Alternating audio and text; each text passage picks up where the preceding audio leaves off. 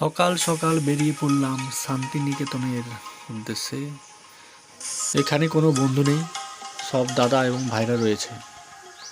প্রথমেই ঢুকলাম Santiniketan star zone park. খুবই সুন্দর, ঢুকতে একটি ফুলের বাগান রাস্তার দুপাশে রয়েছে, খুব সুন্দর লাগে দেখতে। এবং হলো ভারতের পূর্ব রাজ্যগুলির নাম অনুসারে ছোট ছোট একটি মিউজিয়াম ঘর।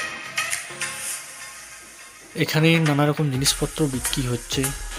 এটি একটি তৈল ছবি, খুবই সুন্দর। একটি সামুখ্য রয়েছে, তাতে একটি দেবীর মূর্তি রয়েছে, খুব সুন্দর।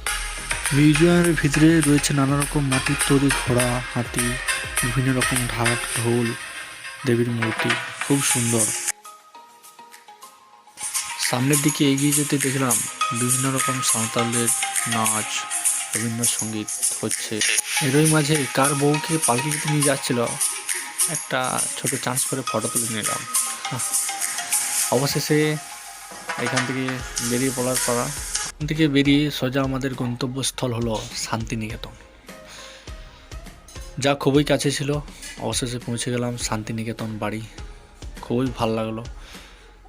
এটি হলো উপাসনালয়, যেটা ইটালিয়ান স্ট্রাকচারে বানানো, এবং এটি প্রতি বৃহস্পতিবার এখানে উপাসনা করা হয়। এটি হলো তালধ্বজ। আশা করি ছোটোবেলায় পড়েছ, সবাইকার মনে আছে যে এক পায়ে দাঁড়িয়ে সব গাছ ছাড়িয়ে উকি মারে আকাশে। রবি ঠাকুর কিন্তু এখানে বসেই এই কবিতাটি লিখেছিলেন। এটি হলো 3 পাহাড়। এটি 3টি ধাপ রয়েছে। এখানে পাঠশালায় পড়ানো হতো। সত্যি শান্তিনিকেতন না গেলে বুঝতেই পারতাম না যে এত সুন্দর একটা জায়গা রয়েছে। পৌষ মেলা চলছিল, কিন্তু আমাদের একটু সময়ের অভাব ছিল, তাই যাওয়া হয়নি। খুব সুন্দর পরিবেশ।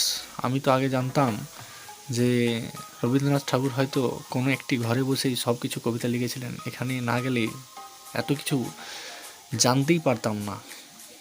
খুব খুব ভালো লেগেছে।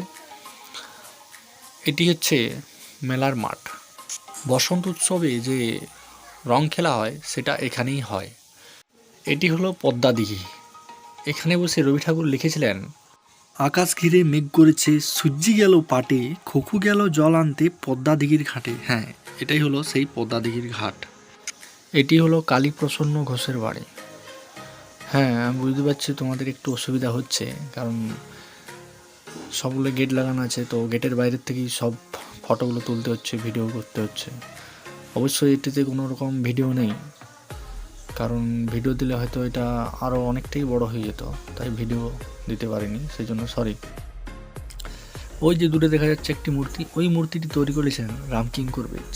2 ফুট দূরের থেকে সিমেন্ট ছুঁড়ে তৈরি করেছেন এই মূর্তিটি। অসাধারণ প্রতিভাশালী ব্যক্তি ছিলেন।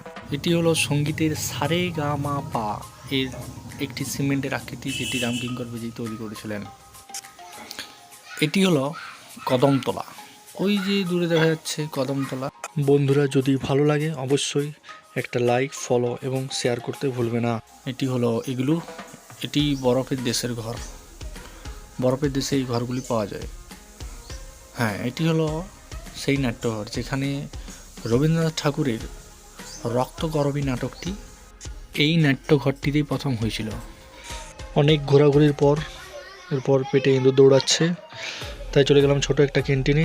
সেখানে ভেজ মিলের অর্ডার দিয়ে দিলাম। হ্যাঁ, আমরা তো লাঞ্চ করে নিলাম। ভিডিওটি ভালো লাগলে অবশ্যই একটা লাইক, কমেন্ট, শেয়ার এবং ফলো করতে ভুলবেন না।